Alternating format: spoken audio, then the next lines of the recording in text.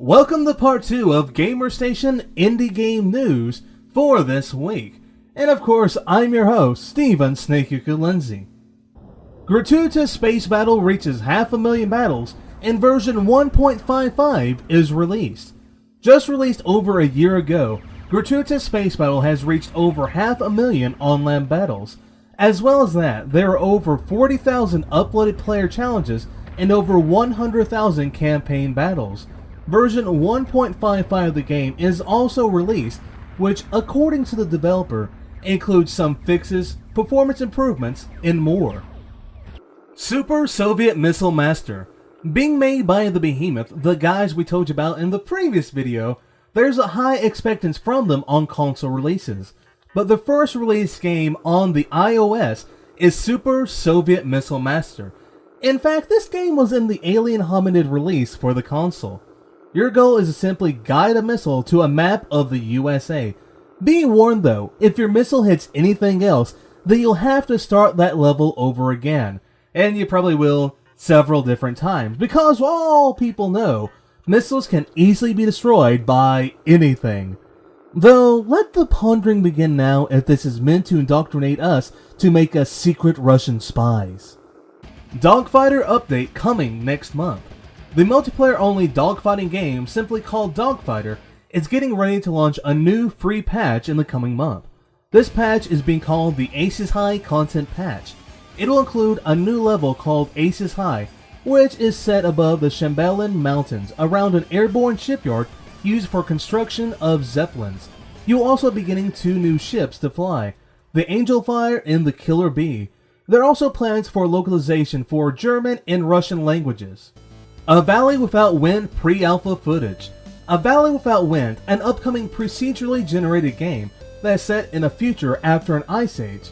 You are tasked with surviving in the harsh environment, and it's up to you to explore the world, scavenge, create, cast magic, and fight foes. Throughout your journey, you will find other survivors in which you can decide to help, or you can kill them. As well as them being able to be killed, you too can be killed and your death will carry on in subsequent plays, which you'll be playing as a different survivor. The run animations in the skyscrapers that you see will be fixed in a later version of the game. While there's no news, I'm not really a big fan of the current art style, but that's really just me. A public alpha is planned in March. Explodeman Released on PSN.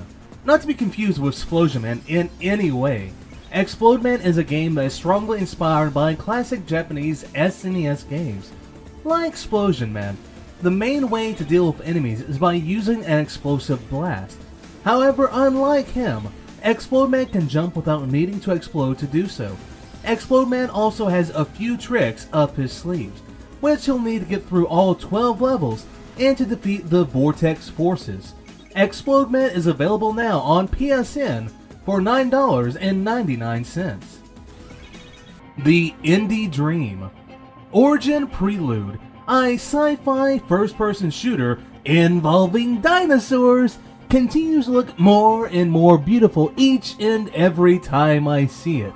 They recently posted a video talking about their plans, goals, what their game will be, and other information. This is also another push from them to get some backing to their Kickstarter page. The game is planned to be released on XBLA, PSN, and Steam sometime later this year. We'll keep you informed on progress as we learn more about it.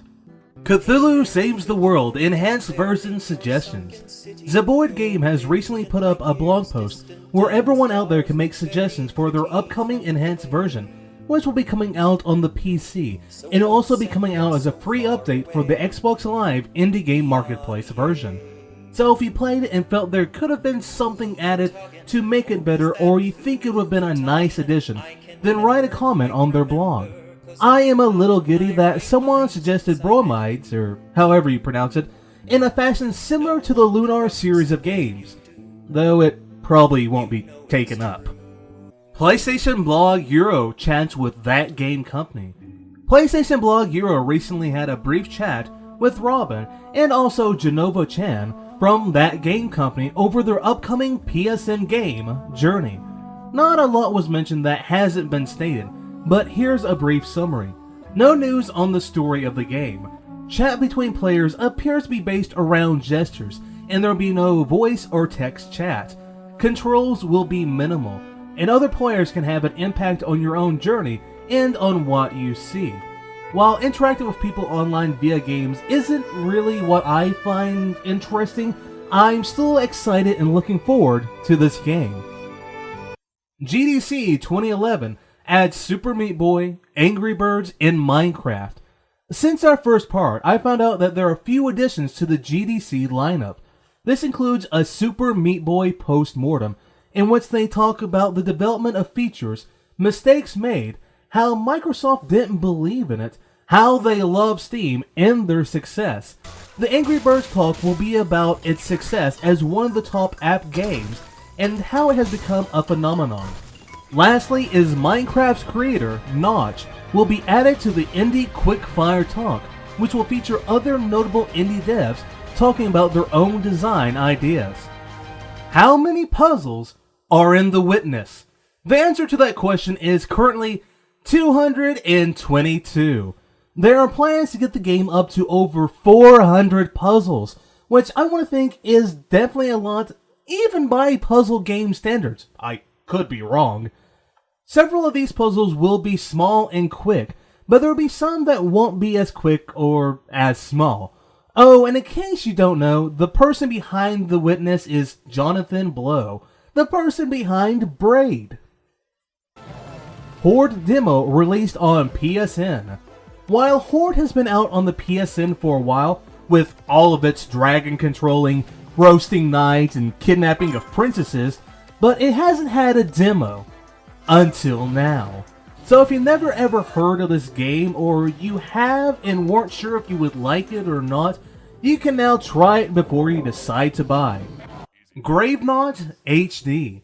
If you are a fan of Gratuitous game Gravenaut, then you'll possibly be pleased that it's coming to the Mac and iPad sometime soon. On their blog, they're quoted as saying, "The graphics look great in HD. Some minor changes have to be made to fit the higher resolution. The Mac version will be the most modified of the new versions. We will offer a few control schemes for users. Also, the one available on iPhone and iPod will be glad to hear that Nexus is working on version 1.2 of their game with new features and content. And it will be free." And that's all the news that I could scrounge up for this week. Now, every single Wednesday, we're going to have a new video in this series, if YouTube doesn't act up. So if you want to be up to date on some of the happenings in the indie game world, simply subscribe to us. It's only one click away. Also, in case you don't know, every single Sunday, we're going to have up a video called Browser Games of the Week, and that's where we recommend some of the better browser games that come out in a week. Also, if you have any questions involving the indie game world or about a particular game, don't be afraid to email us at gamerstation@gmail.com, and we'll try our hardest to find out the answer for you, be it talking to a developer or scourging through a website. And if it's good enough, it might appear on next week's show.